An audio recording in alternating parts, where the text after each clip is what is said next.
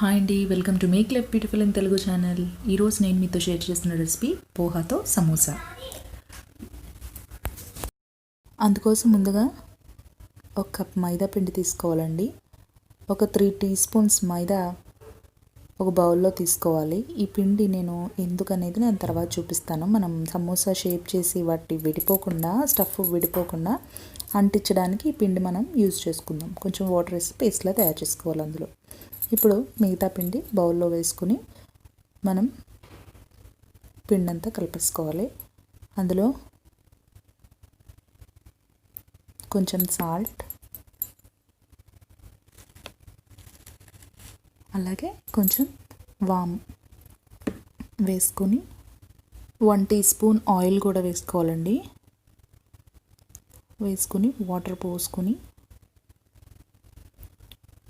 మనం మామూలు చపాతీ పిండి కలుపుకుంటాం కదా, అలాగే కొంచెం సాఫ్ట్గా కలుపుకోవాలి.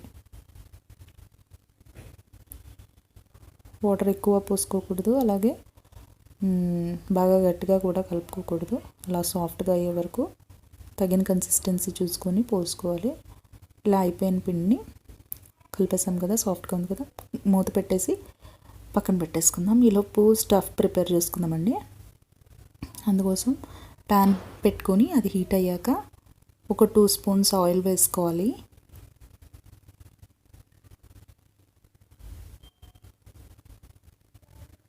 ఆయిల్ హీట్ అయ్యాక జీలకర్ర, పసుపు, అలాగే సన్నగా కట్ చేసిన పచ్చిమిర్చి, ఇంకా వేసుకొని అవి కొంచెం ఫ్రై చేయాలండి. యాక్చువల్గా పొటాటో ఉంటే పొటాటోస్ కూడా, బాయిల్డ్ పొటాటోస్ కూడా యాడ్ చేసుకోవచ్చు. క్యారెట్, పొటాటో, బీన్స్ యాడ్ చేయొచ్చు. నేను ఆనియన్స్,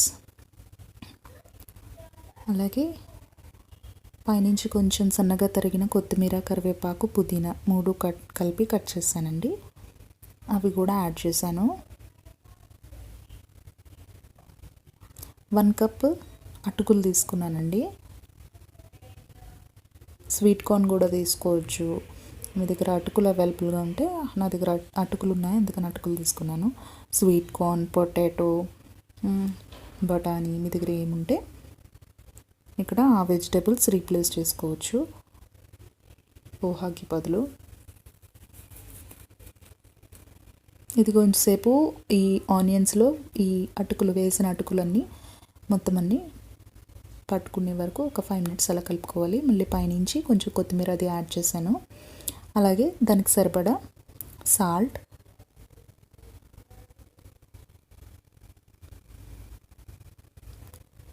కొంచెం కారం.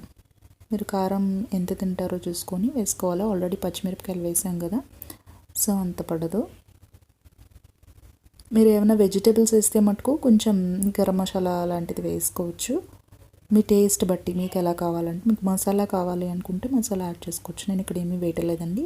దానికి బదులుగా చాట్ మసాలా తీసుకున్నాను. మీ దగ్గర చాట్ మసాలా కనుక అవైలబుల్గా లేకపోతే ఆమ్చూర్ పౌడర్ అని బయట దొరుకుతుంది కదండి, అది కూడా రీప్లేస్ చేసుకోవచ్చు. ఒకవేళ అది కూడా లేకపోతే ఒక 2 స్పూన్స్ దించేసిన తర్వాత లెమన్ యాడ్ చేసుకోవచ్చు. లెమన్ అంటే అందరి ఇళ్ళల్లోనే ఉంటుంది కదా జనరల్గా. అలా యాడ్ చేసుకొని స్టవ్ ఆఫ్ చేసేసుకొని పక్కన పెట్టుకుందాం. ఈలోపు నానిన పిండిలోంచి కొంచెం బౌల్లో తీసుకొని దీన్ని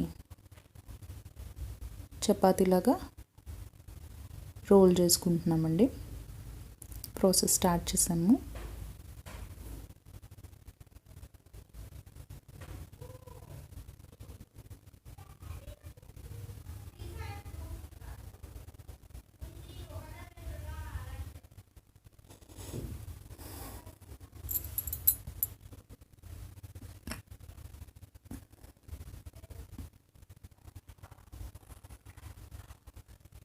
ఇలా పలుచగా చేసుకోవాలి. మరి పలుచగా చేసుకుంటే కొంచెం కట్ చేసుకోవడానికి మనకి ఇదిగా ఉంటుంది. సో కొంచెం కొంచెం పిండి అప్లై చేసుకుంటూ దాన్ని కొంచెం బాగా థిక్ కాదు, బాగా థిన్ కాదు. థిక్ అయిపోతే మందం అయిపోతుంది అనమాట. ఇలా సరిపోతుంది. దీన్ని స్క్వేర్ షేప్లో కట్ చేసుకోవాలండి. సో దట్ మనకి ఈజీగా ఉంటుందన్నమాట ట్రయాంగిల్ ఫోల్డ్ చేసుకోవడానికి. ఇది మళ్ళీ నెక్స్ట్ రోల్ చేసుకొని నెక్స్ట్ సమోసాకి ట్రై చేస్తాం, రోల్ చేస్తాం దాంతో. ఇదిగో ఇలా చేసుకొని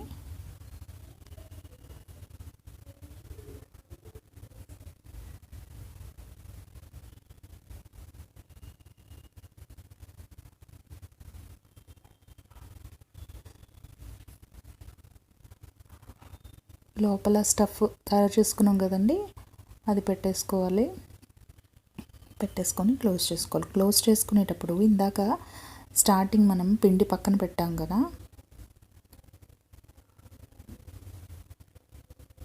ఆ పిండి కొంచెం వాటర్ వేసి పేస్ట్లా చేసుకోవాలని చెప్పాను కదా, దాన్ని హెల్ప్తో మనం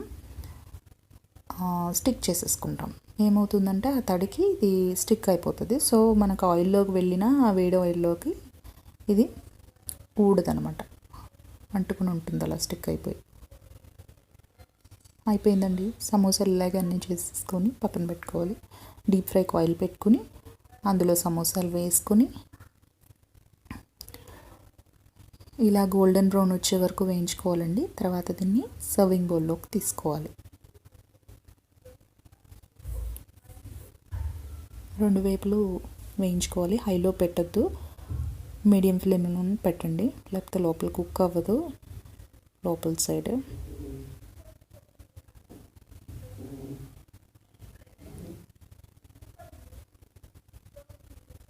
నెక్స్ట్ అలాగే మిగిలిన కూడా వేసేసుకోవాలి. ఇవి కూడా సర్వింగ్ బౌల్లోకి తీసేసుకోవాలి. తర్వాత స్టవ్ ఆఫ్ చేసేసుకొని ఆయిల్ అలా వేడిగా ఉన్నప్పుడే 2 పచ్చిమిరపకాయలు తీసుకొని వాటికి పొడుగ్గా సన్నగా ఘాటు పెట్టుకోవాలి. మధ్యలో ఆ మిర్చి పైన కొంచెం సాల్ట్ వేస్తానండి, సో దట్ టేస్టీగా ఉంటుంది. కొంచెం మీకు కావాలంటే లెమన్ కూడా యాడ్ చేసుకోవచ్చు. అంతే, ఎంతో టేస్టీగా క్రిస్పీగా ఉండే పోహా సమోసా రెడీ.